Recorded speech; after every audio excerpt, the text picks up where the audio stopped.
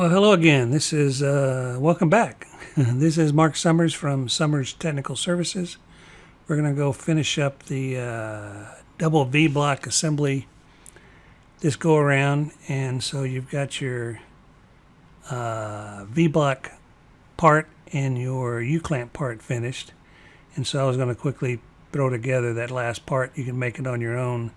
We're going to use a new Revolve feature and learn about Cosmetic Threads. And if you have time to finish it, fine. If not, I'll give you my copy. And then we'll get into the assembly model and the assembly drawing, which is the crux of the assignment today. So let's get started.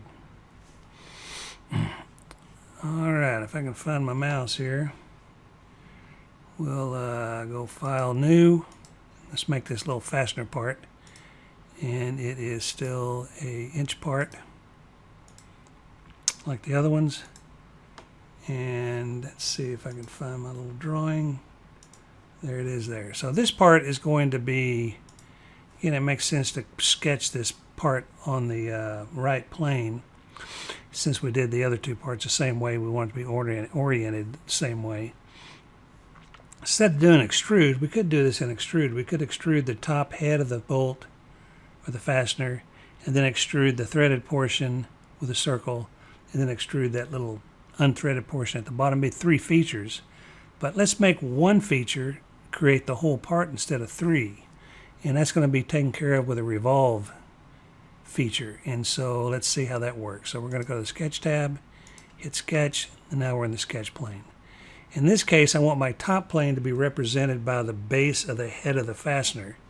And so I'm going to draw that such that that'll make that magic happen. And since this is a Revolve feature, we need a center line. And so I want to draw a infinitely long center line and tie it down to the origin. And I know it's not currently tied down because it's not black, it's blue. And so we're going to tie that down right now. And so if I select the line,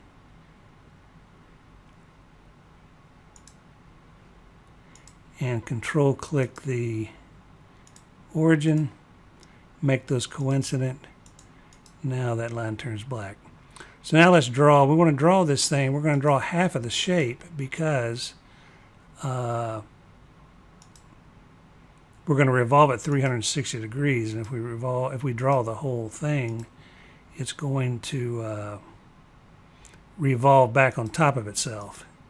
So you want your sketch to look something like this. Right click select. And so when we revolve that 360 degrees, it's going to sweep that out. So if you draw the whole part on both sides, it's going to revolve on top of itself after 180 degrees. So this is what we want.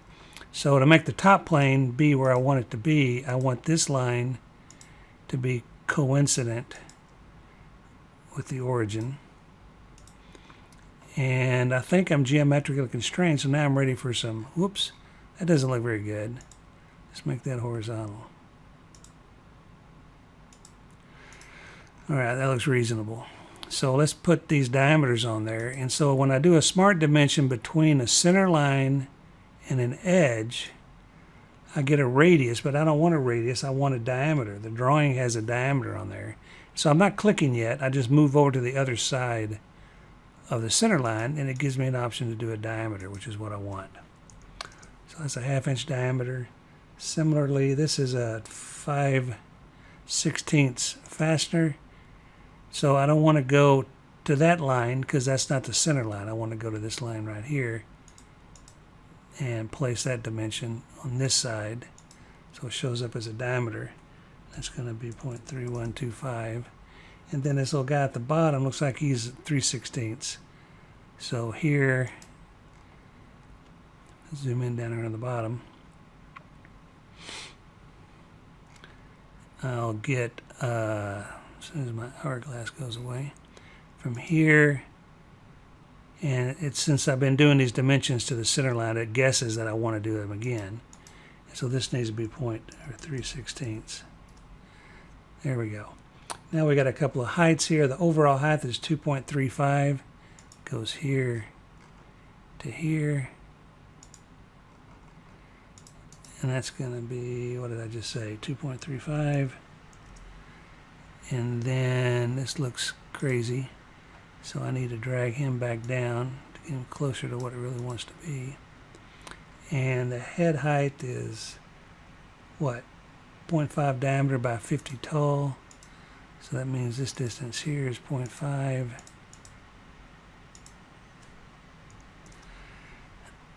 And what else do I need? I need this height down here. Whoops, I got this number wrong.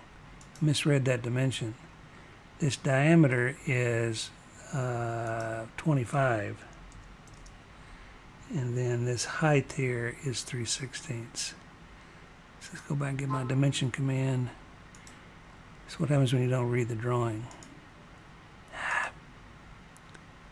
Here to here. That's my 3/16. There we go. And so now what? Get out of the dimension command. It's fully defined. Get out of the sketch. And now I'm going to go back to the feature tab. But instead of selecting extrude boss base, I'm going to say revolve boss base. And it grabbed the sketch because I pre-selected it.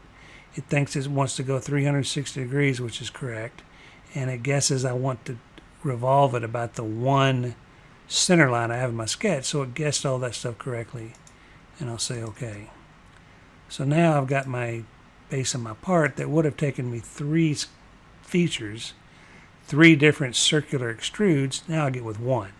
So any kind of cylindrical part, it's got multiple diameters on this, sharing the same centerline axis. You want to take advantage of the revolve command. All right, now I need to drill a hole through the middle. And so I need to find a place to sketch on to sketch that circle. Well, there is no feature that's flat that I can sketch on to do that 0.13 diameter hole. But there is. Don't forget about these planes you have, even though they're not there until you select them. So I want to sketch on that plane right there. I'm going to draw a circle, and then I'm going to do an extrude cut in both directions to cut that hole all the way through. So that seemed like a good strategy. So I'm going to go to Sketch, Sketch. I'm going to spacebar and look into this view. My origin's down at the bottom. So I'm going to draw my circle up here. And I'm going to make sure that the circle is lined up with the origin vertically. And now I just need one dimension for the location, which is 0.25 from the top.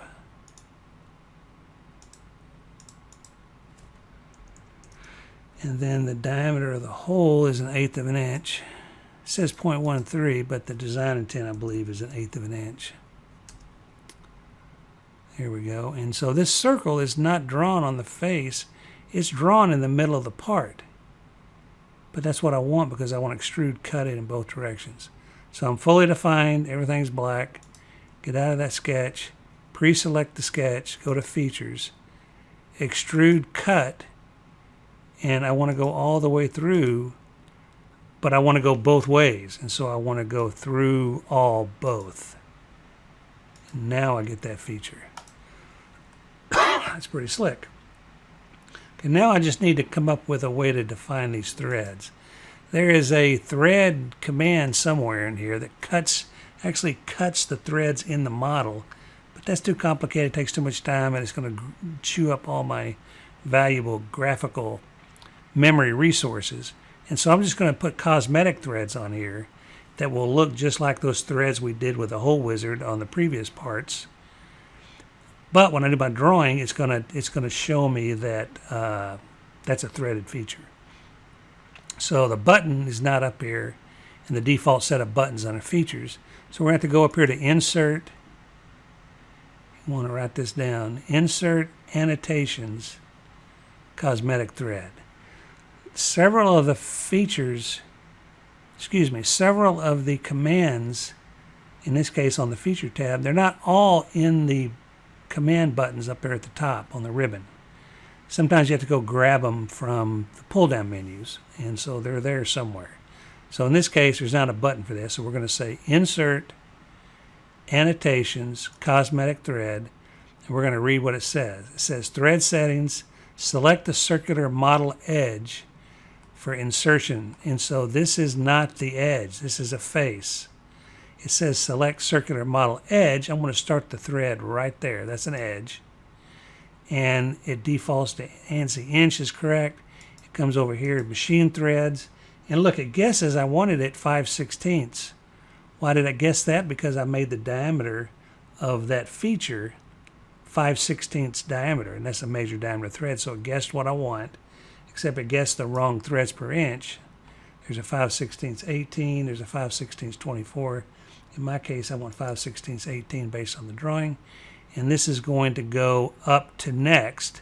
And the next feature is this edge right here. And that's where it stops. So up to next is a good choice. And I say, okay. And I need to turn on, remember like we did before, I got to turn on annotations using the pull down eyeball. And there you go. That's pretty cool. It's got the, makes it fake you out, makes it look like it's threaded. It's not a real cut helical spiral. But it's good enough for our purposes, and more importantly, it doesn't chew up all my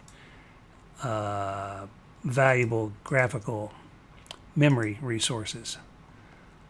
So save this guy, add the material, save it. And again, if you don't have time to finish that in class, I'll give you a copy of that. All right. So now that we've got that out of the way, next video is going to be doing the assembly model.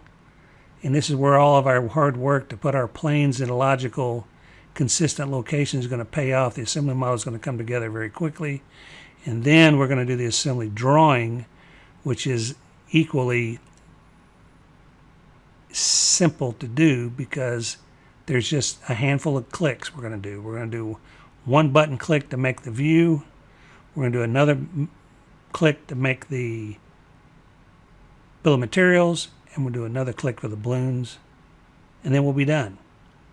So stay tuned for that. Click on the subscribe button, hit the bell so that you get notified on new videos, and until next time, we'll see you.